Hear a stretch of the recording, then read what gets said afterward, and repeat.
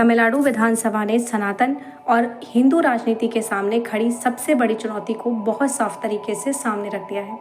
अक्सर कहा जाता है कि हिंदुओं के सामने सबसे बड़ा खतरा मुसलमानों या ईसाइयों की बढ़ती आबादी है, लेकिन अगर हम चुनावी परिणामों को ध्यान से देखें तो तस्वीर कुछ और ही दिखाई देती है।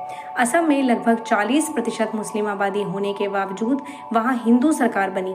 पश्चिम बंगाल में करीब 30% मुस्लिम आबादी होने के बावजूद भाजपा मजबूत होकर उभरी।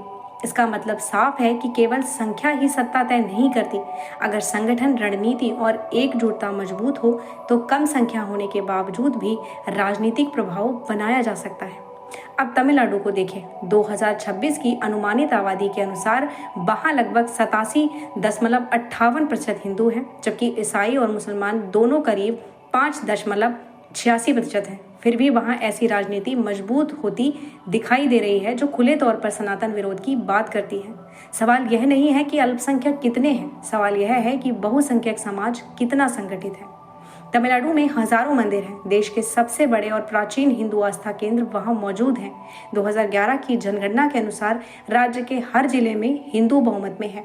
इसके बावजूद भाजपा का केवल एक विधायक जीत पाता है, और वह भी गठबंधन के सहारे। इससे यह समझना मुश्किल नहीं कि असली समस्या संख्या नहीं बल्कि सोच, संगठन और राजनीतिक एकता की है। द्रविड़ राजनीति ने दशकों तक तमिलनाडु की राजनीति को प्रभावित किया। डीएमके और उससे जुड़ी विचारधारा लंबे समय से सनातन धर्म की आलोचना करती रही है। खुद को नास्तिक कहने वाले नेता हिंदू परंपराओं पर खुलकर हमला करते हैं, लेकिन यही रवैया दूसरे धर्मों के प्रति दिखाई नहीं देता। मंदिरों पर सरकारी नियंत्रण, धार्मिक परंपराओं पर हस्तक्षेप और हिंदू प्रतीकों के खिलाफ लगातार बयान इसी राजनीति का हिस्सा रहे हैं। तमिलनाडु में सिनेमा और राजनीति का संबंध भी बहुत गहरा रहा है। एमजीआर, जयललिता, करुणानिधि जैसे नेता फिल्मों से राजनीति में आए। इसी परंपरा में आज नए चेहरे उभर रहे हैं। लोकप्रियता को राजनीतिक शक्ति में बदलने की रणनीति वहां नई नहीं है। यही कारण है कि विचारधाराएं वहां संस्कृति और मनोरंजन दोनों माध्यमों से समाज को प्रभावित करती रही हैं। सबसे बड़ा सवाल यह है कि 87% से ज्यादा हिंदू आबादी वाला समाज राजनीतिक रूप से अपने धर्म और सांस्कृतिक पहचान के आधार पर क्यों एकजुट नहीं हो पाता। इसका उत्तर जातीय विभाजन, क्षेत्रीय पहचान और लंबे समय से चल रही वैचारिक राजनीति में छिपा हुआ है। हिंदुओं को जातियों और उपसमूहों में बांटने की राजनीति तमिलनाडु में बहुत गहराई तक काम कर चुकी है। मंदिरों पर सरकारी नियंत्रण इसका बड़ा उदाहरण है। भारत में सबसे ज्यादा मंदिर सरकारी निगरानी में तमिलनाडु में है। चुनाव के समय सभी पार्टियां मंदिर जाती हैं, लेकिन चुनाव खत्म होते ही वही पार्टियां अपने पुराने एजेंडे पर लौट आती हैं। सनातन विरोध, धार्मिक परंपराओं को कमजोर करना और अलग वैचारिक पहचान को बढ़ावा देना फिर शुरू हो जाता है।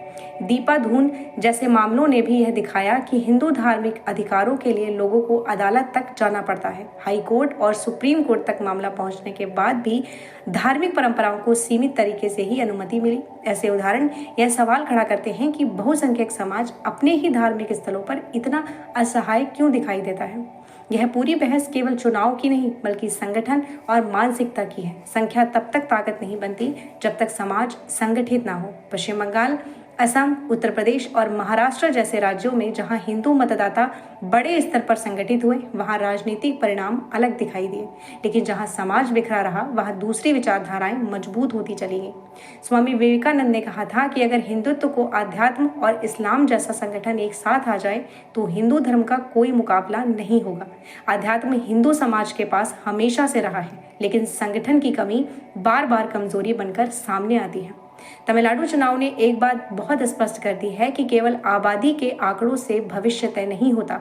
असली ताकत संगठन, वैचारिक स्पष्टता और राजनीतिक एकता से आती है। अगर समाज अपनी जड़ों, संस्कृति और पहचान को लेकर सजग नहीं रहेगा तो संख्या में बहुमत होने के बावजूद भी राजनीतिक रूप से कमजोर हो सकता है। इसीलिए आज जरूरत केवल प्रतिक्रिया देने की नहीं बल्कि मूल समस्या को समझने की है। जब तक समाज अपनी आंतरिक कमजोरियों को नहीं पहचानेगा, तब तक केवल बाहरी कारणों को दोष देने से स्थिति नहीं बदलेगी। तमिलनाडु का चुनाव परिणाम इसी सच्चाई का सबसे ज्यादा स्पष्ट करता है।